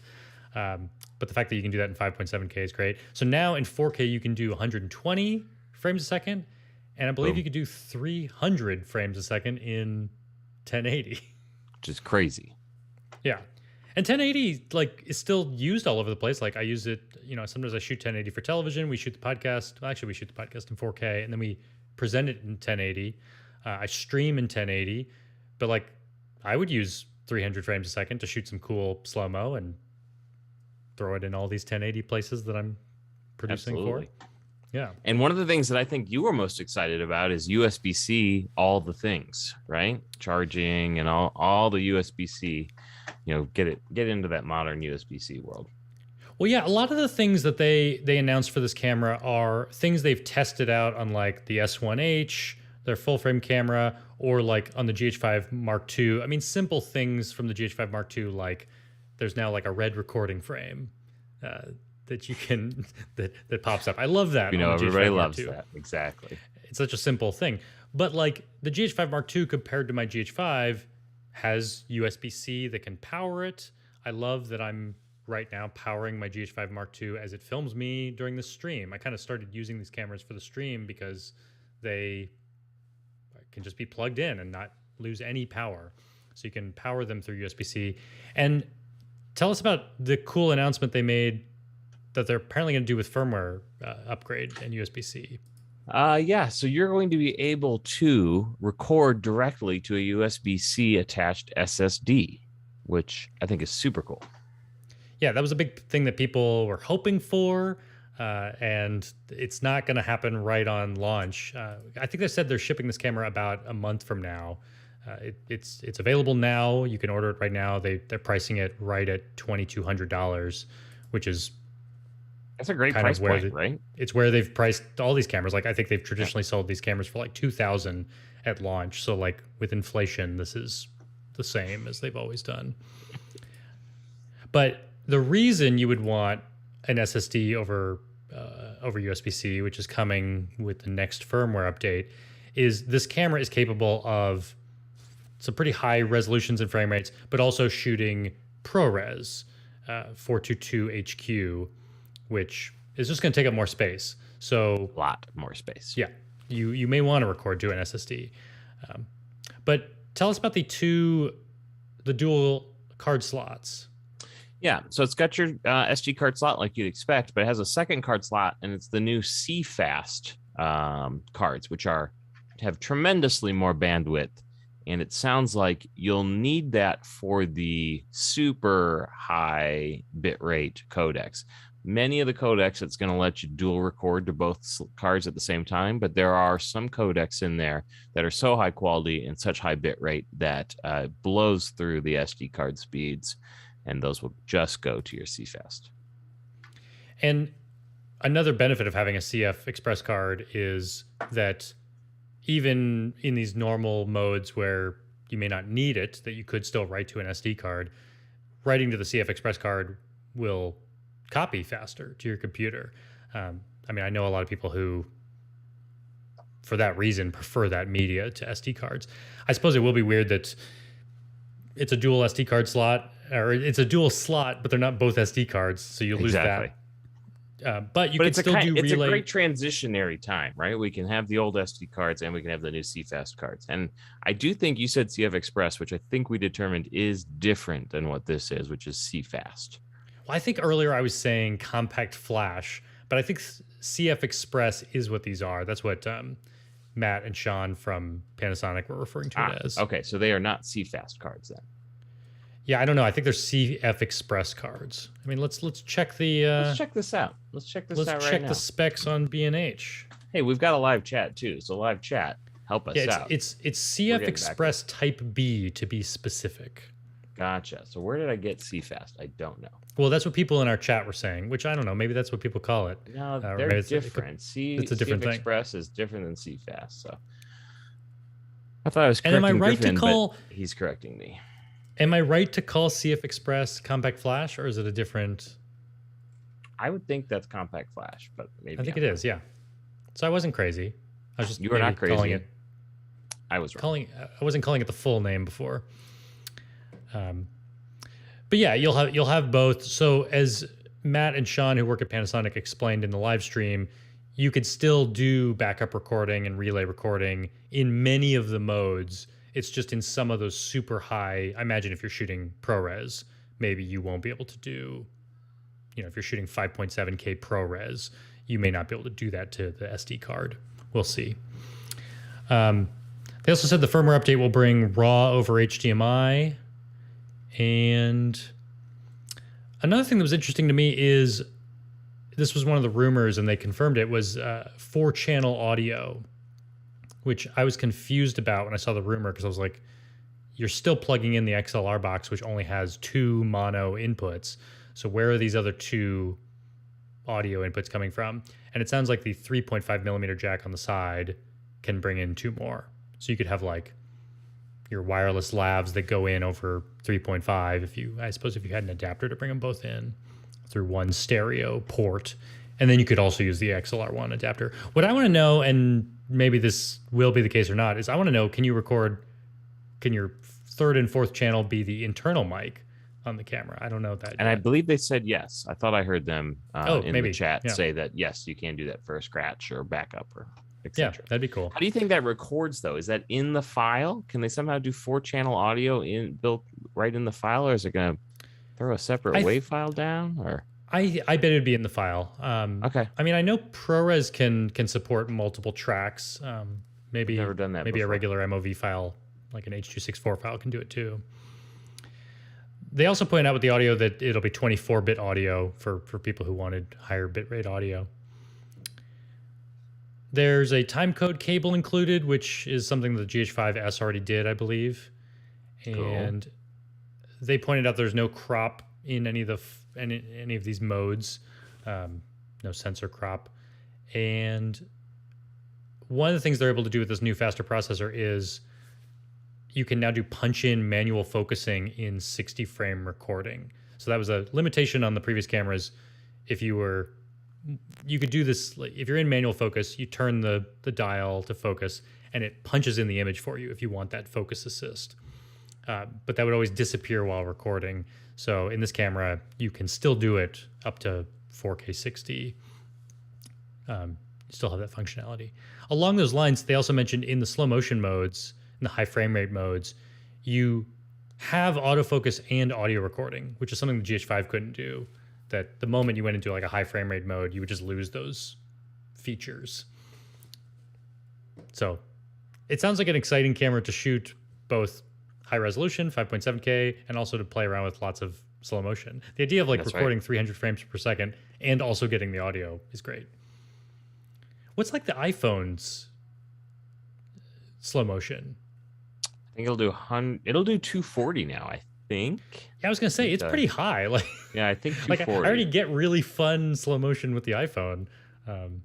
It's like the GH5 or the GH6 is catching up to that. Small, man. It'll be so nice because there's just not enough light for that high frame rate stuff. I'm checking right now. Well, that's always the thing about slow motion is that you're cutting your shutter speed down so much that you need more light to capture good looking video. So yeah, if you're shooting slow motion on an iPhone at night, it's not going to look great at all.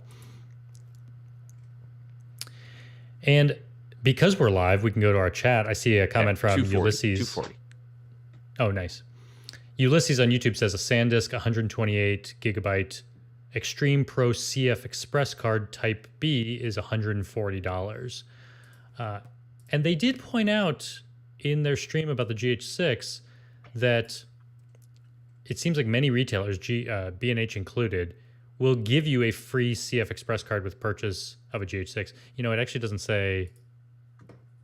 Does it say which size? Yeah, it does. It's a 128 Lexar. I just had it pulled up and now I can't. Yeah, I see it now. It says a $199 value. Yeah.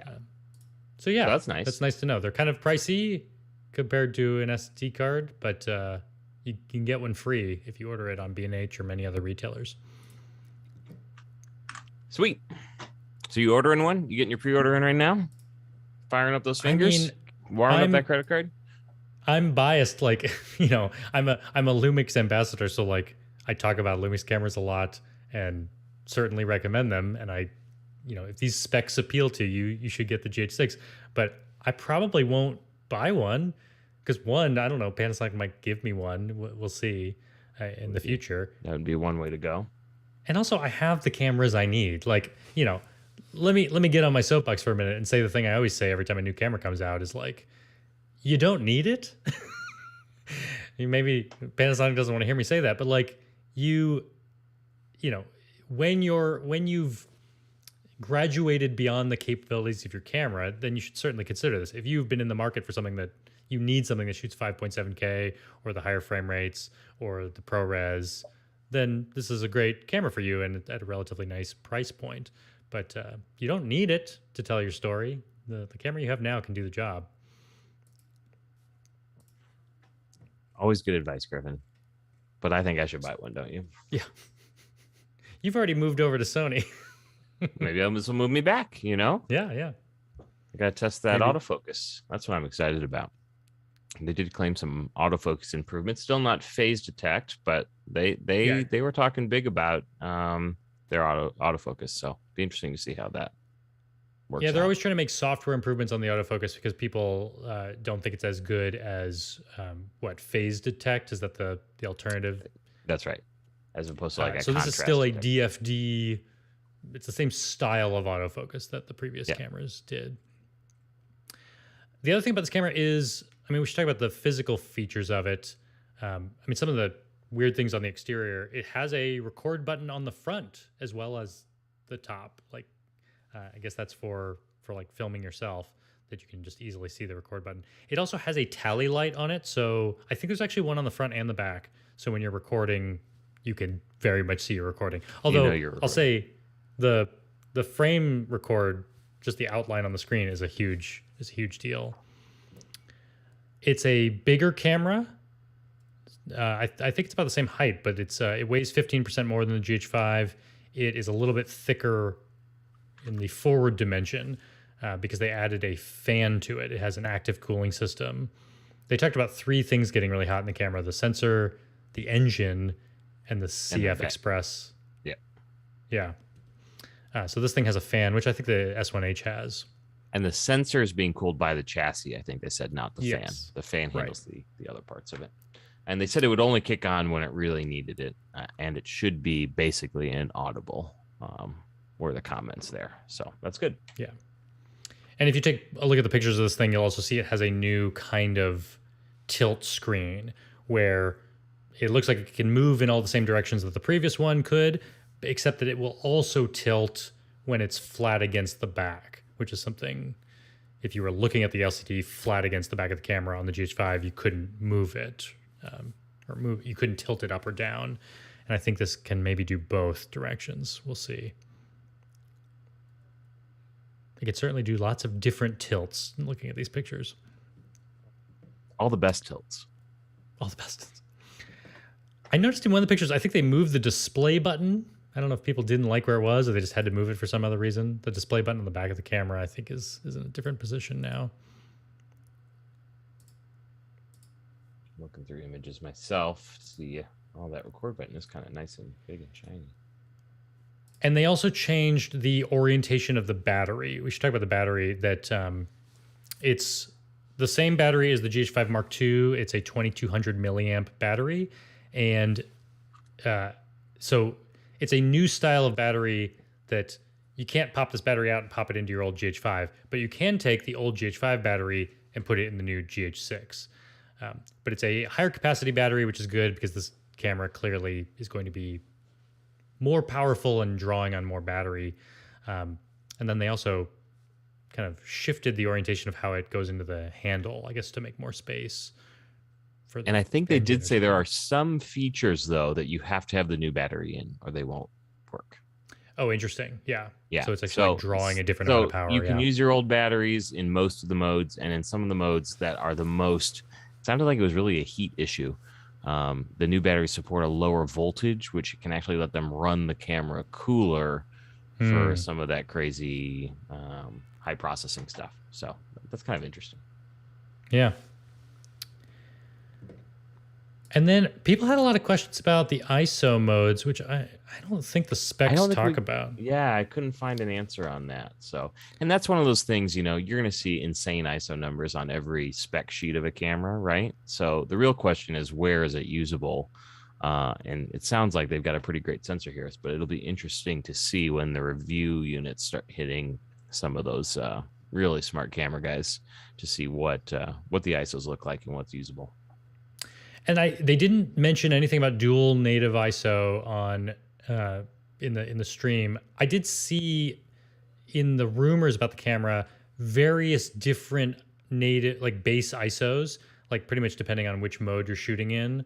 In fact, I mean, one of the rumors made it sound like there were relatively high base ISOs when you're shooting vlog, but we'll see. They talked about this dynamic range boost system, which essentially uses this fast processor. Well, I couldn't tell if it was the processor or if it was the engine. I don't know all these terms, but like it could analyze a pixel twice, once in like a high gain and once in a low gain. So essentially when you turn on dynamic range boost, you were able to get up above 13 stops of dynamic range. It looked like you were able to get like an extra stop of dynamic range above the other without having it turned on. In both video and photo mode, I believe it's available. Right. So, yeah. So let's see, what else did we miss? We talked about the price. It's shipping next month, pre-orders now. We talked about they're going to add the firmware update in the future for the USB-C connected solid state drives, RAW over HDMI coming in the firmware update. They did mention that almost all the modes that you're shooting in are 10-bit color. That it's not really like the trade-off on the GH5 camera or the GH5 Mark II where you're picking like, do I want this frame rate or this 10-bit? It's like 10-bit across the board, it sounded like. They said there were some 8-bit modes, but you really had to dig for them. Right. Almost everything was 10-bit. Yeah. They came in lower than the some of the rumored price points. I mean, I'm sure that's intentional. They leak like, hey, we might sell it for $2,500, but we're selling for $2,200.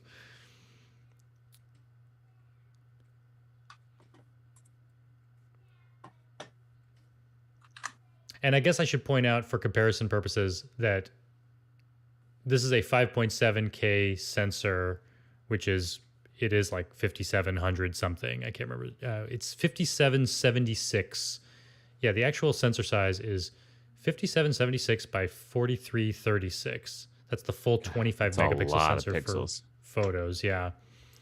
The previous camera was like a 20 megapixel camera. And then, oh, my son Peter's here. Let's say hi to everyone. This is what's fun about doing a live podcast episode. Hi, Peter. How's it Pete, going, buddy? Say hi to Nick. Hello. Hello. Hello. Hello. Pete, are you going to bed soon? I'm going to bed soon. You are? Did you already take a bath? Yes. That's great. What do you want to tell Nick about the new GH6 camera? We got a new camera. We got the new camera? Well, yeah. We didn't. We, the world, did. We have all the cameras we need. We did. We did. Now it just sounds like I'm lying that I like signed an NDA and I can't tell you that I have this camera. Hello. That's a very good mic test, Nick or Peter. Outstanding. Outstanding. All right, I love you, Peter. You want to wave goodbye to Nick? Bye, Pete. Have a good night, Pete. I love you. Bye. That was very nice. We were talking about the sensor size. I think when you're shooting 16:9, that's 5776 across, and it's 3248 tall. So yeah, that's what it's sampling from and taking it down to 4K. Well, you could shoot the full 5.7K, right? Or yeah, if you're shooting 4K, then it would sample. But it's not from a crop when you go to 4K, which is that's nice. right. Yeah, and like it's 1.5x wider than UHD, or it's more than 2 times the pixels. So it's 2.26x clarity. So it actually it doesn't sound like a lot more than 4K, but it really is. It's more than twice the pixels, and then it's significantly wider. So you can do some cropping in post if you need to. It's awesome. Though I will say, I mean, you'll have to test it out. When I'm shooting in 4K, I guess there probably have been times that I've cropped all the way down to 1080, but I just generally feel more comfortable like doing a 20 or 50% crop. I'm not usually doing like a full 100%. I feel like you could crop. see that. Yeah, and like we say you have the when pixels, but you're still going to lose some clarity from cropping. In that 5.7K mode, do we know what the frame rate is that it can do there? I missed that. Yeah, it can do 60. It can do 60. Okay, that's awesome. Yeah. So that's pretty cool. I mean, right now you can do 4K 60 on a GH5, but you can do 5.7K 60. And like we said, you can do 120 frames a second in 4K. That's awesome. Really nice.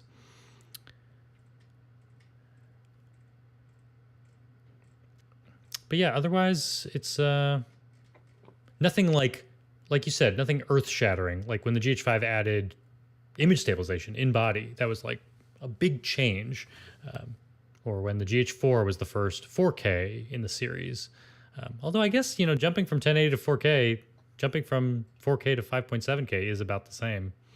In terms of when you look at any one camera and its immediate predecessor, it's like, okay, a few nice improvements. But like I'm assuming most people who have the GH5 Mark II are not the ones that are the main market. But we had some people in the chat saying, they're on a GH3. If you go from a GH3 to a GH6, it is a massive, mind-blowing difference in terms of image quality and modes and, light gathering ability and things like that. So just a good march forward, right? Yeah. Well, as long as we're live, we should go to the chat and see what questions we have.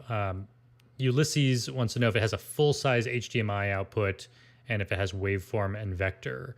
Yes, it's a full-size HDMI port, the same as what the GH5 has. And then, yeah, you could certainly do a histogram. I don't know. Well, I feel like they added like waveform and vectors in the GH5. They said something about that. I'm looking for it.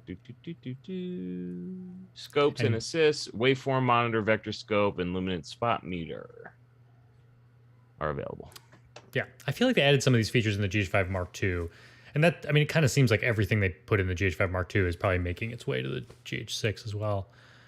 Graham says, I just got here. Does it do 4K 120? It does. Yes, it does. So you can double your existing frame rate, which is fun. A lot of people don't need to shoot 5.7K. Keep shooting 4K, but do it at a super frame rate. Although, what's the challenge of that? You're going to... Shutter speed. You're going to see more flicker. Yeah. You shouldn't if the lights are matching, but, we all know it happens. There's flicker that you encounter in high frame rates when certain lights don't work the way they're supposed to. And Rhett wants to know if all Micro Four Thirds lenses will work with the GH6. I don't see why not. They haven't changed the size of the sensor. It is a new sensor, packs more pixels in, but it takes up the same amount of space. Yep. It's not like it sticks out further or something. So it's the same mount. And my Gmail wants to know, why does your video look like a webcam? Well, hopefully for our regular viewers, it does not. But for our live viewers, yes. I'm talking with Griffin over Zoom. So you're seeing Griffin's end of the Zoom conversation screen captured into OBS, which, multiple stages of lossy compression happening there probably. Right. We could do more live podcast episodes, but this will be the challenge to overcome is figure out how to. To me, this is the cleanest solution, but I don't know. There's got to be a way to get a cleaner. Send you a higher quality solution. Yeah. Yeah. Somebody shared one with us during our last episode or something, or during a live stream. I forget what it was, but we didn't have time to look into it. Yeah. Oh, Red actually meant 4/3 lenses, not Micro Four Thirds. There's always been adapters, right? So I would think so. I would think you could just use the 4/3 adapter to micro, and it would work fine. My Gmail also wants to know. This is a good question for you, Nick. The real question is: should I upgrade from the GH5? What do you think? Well, if it's me, yeah, I would upgrade. But I have a tendency to upgrade things too quickly. Yeah. What do you think? Nick is a quick upgrade. Well, because you always sell your stuff. You could. Yeah, if there's a feature in here that you don't have that would make a noticeable impact on your work, absolutely. Spend the money, get your upgrade. I have a feeling for a lot of people, the GH5, it's not necessary. But necessary isn't necessarily the most important thing. Yeah. Yeah, if 5.7K could be really useful for special effects work, for green screen, for punching in. You may really want the ProRes recording to get just an easier to edit file, a cleaner file. But like I said, I'm easy to please. The GH5 does so much of what I need, and we should always remind you that your audience will never get to see the film you shot in 4K and then also get to see it in 5.7K and go, I really do prefer the 5.7K ProRes version. You can play around with a new camera and see what cool things it can do, but 98% of the people that are going to watch your end product will not care whether you shot this on Panasonic or Sony or which sensor size you shot it on. it's fun to talk about, but it really doesn't matter ultimately in storytelling. I think Eric's comment is right on here. Wait and see what the reviewers see. If we get a big jump forward in autofocus or something like that, I mean, that's a no-brainer upgrade, right? That's awesome.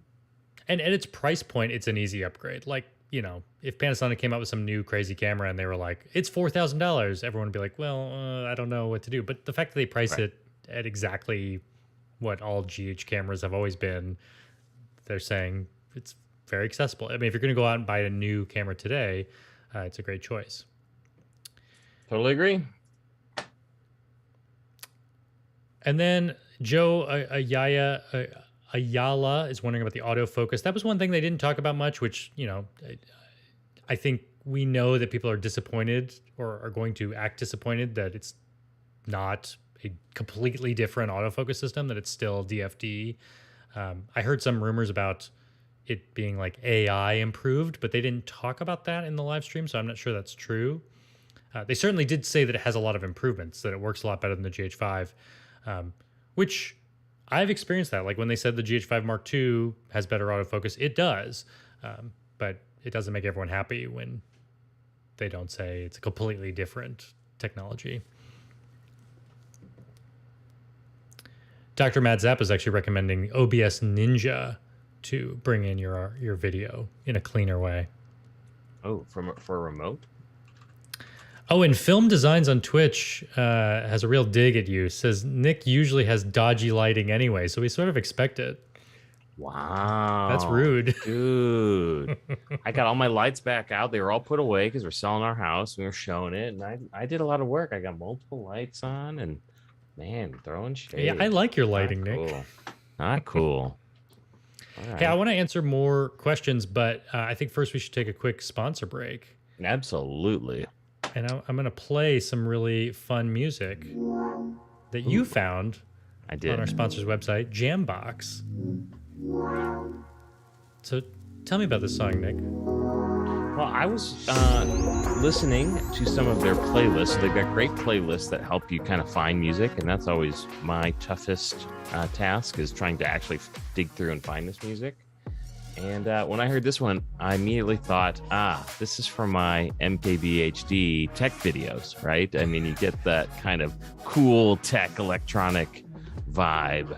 Yeah, I don't know what you call this kind of music, like synthwave, chill wave. I like it a lot. It's chill, but it's fun. It's got some energy to it. Well, So I found this one and went, I could see throwing this in a video, a tech video. Oh, absolutely. Yeah, last episode we played like my really crazy Batman epic music that I found on Jambox, but this is much more practical. I could actually use this, and in fact, I did use this at the beginning of this live stream. Perfect. So yeah, if you want to peruse the Jambox library as well, you can do that for free right now. You can go to jambox.io. But if you want to subscribe and use the same platform that we've been using to put music in our videos, we have a 15% off coupon that you can use as a Hey Indie Filmmakers listener. It's just Hey15. Use that. Fantastic. Yeah. And it's a low monthly fee, and then you can use as much music as you want, put it in all your videos. You get a real license so that, somebody comes a knocking, you can say, nope, here's my project, here's my license file. This is fully vetted. It's cool. Yeah. Thanks, and we Jambox. love having a sponsor that lets us play cool music in our ad breaks. Yes, that's right. Thank you, Jambox. All right, let's see what other questions we have from our live stream before we cut this off for the night. Talk to the Microphone wants to know, what setup are you using to stream? So this is OBS, the software that I'm using. Yep. And I've been using that to stream on Twitch recently. It's been a lot of fun to play with. And this setup is pretty simple. It's just the existing divider line that I use in the edit anyway. And then I have some Elgato cam links to bring in this shot. And I also have a cutaway here so I can show you a camera. Very fancy. And I like that you replicated the podcast view. Yeah. I accidentally just started playing our intro music again. Oh, I didn't hear that. That's the mistake I made using OBS. And then we mentioned a minute ago, I'm bringing in Nick through Zoom right now, which works, but doesn't look amazing. So we're going to look into some other options if I'm ever allowed on a live stream again. I don't know. Griffin might be like, no, Nick, I think that was probably enough. Although you did say it was your most viewers ever for a live stream. Yeah. So yeah. You're welcome. You're welcome. Eric Fakardzadon on YouTube points out an important comparison here. I mean, clearly, if we're talking about a 5.7K camera, we should be looking at the Blackmagic 6K camera, because he says if you go to the Blackmagic camera for that high quality, but being a hybrid shooter, this or the S1H seem like it would fit my bill better. Yeah, I didn't even really think about that. Like, there's a lot of great reasons to go to the Blackmagic camera, but it's not a photo camera, I suppose. But I think you could make an argument that, there's plenty of things that camera can do better than a GH6 could, on paper at least. I've just been comfortable with the LUMIX cameras though, so.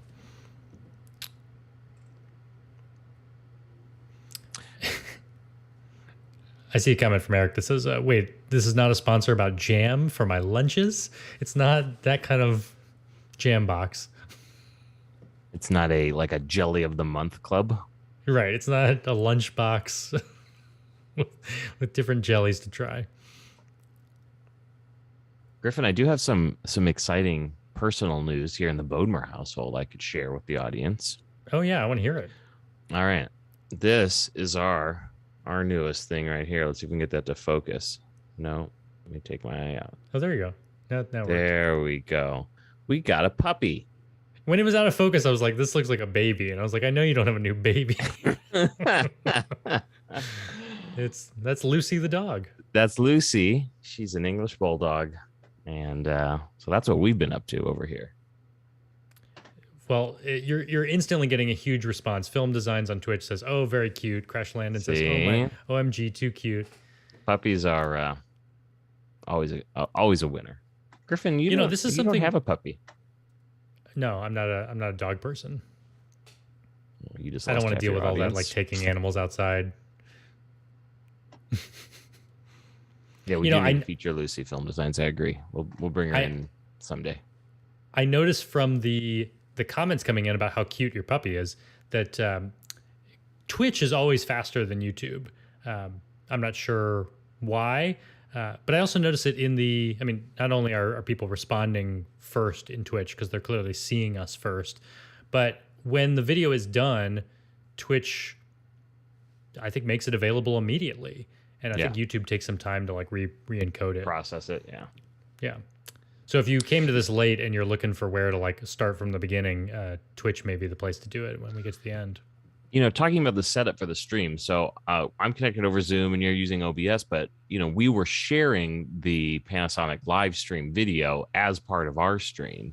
And what was odd to me is since I didn't have audio for that portion coming back to me over Zoom, I was watching the Panasonic live stream just in a separate browser tab.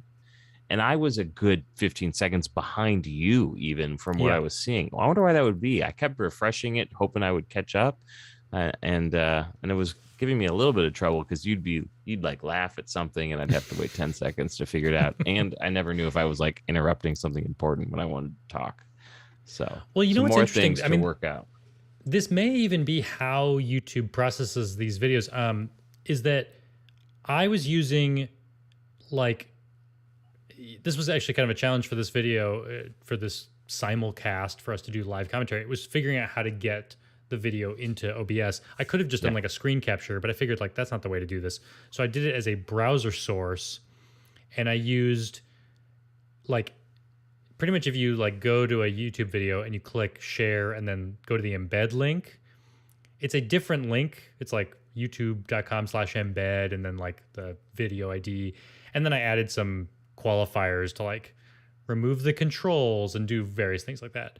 Yeah. But I kind of wonder if I noticed the same thing, that OBS was showing the video quicker ahead of time from where like my browser was showing the same video. So I wonder if YouTube like serves up the embeds before it serves up the. Oh. Yeah, I don't know. Yeah, interesting. But that was a little bit of a challenge. Yeah, but it was fun to do that. It worked really well to just like have a YouTube video in OBS and we're talking about it. That was kind of like, I wanted to test out this concept because I thought it'd be fun to like, you know, like do live commentary on top of like an Apple event or like on top of a SpaceX launch, or, you know, not all of these things are like our expertise. A GH camera launch is exactly the kind of thing we should be doing live commentary on.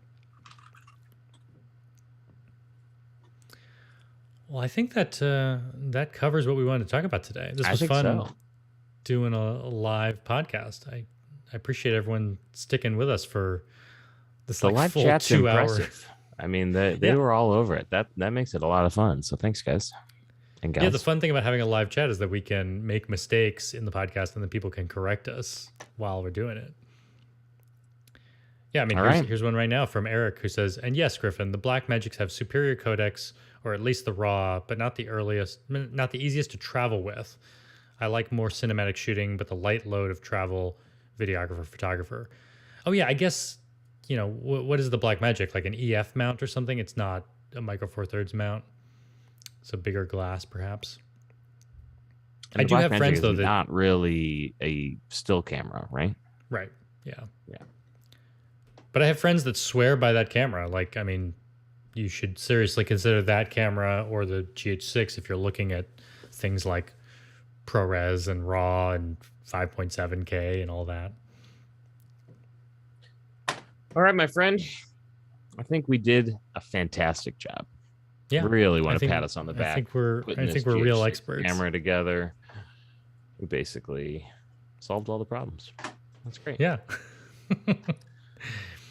Well, I'll talk to you soon, Nick, and thank you everyone for watching on Twitch and YouTube. And if you're not following me on Twitch, you should at twitch.tv/Griffin Hammond. What's your Twitch handle, Nick?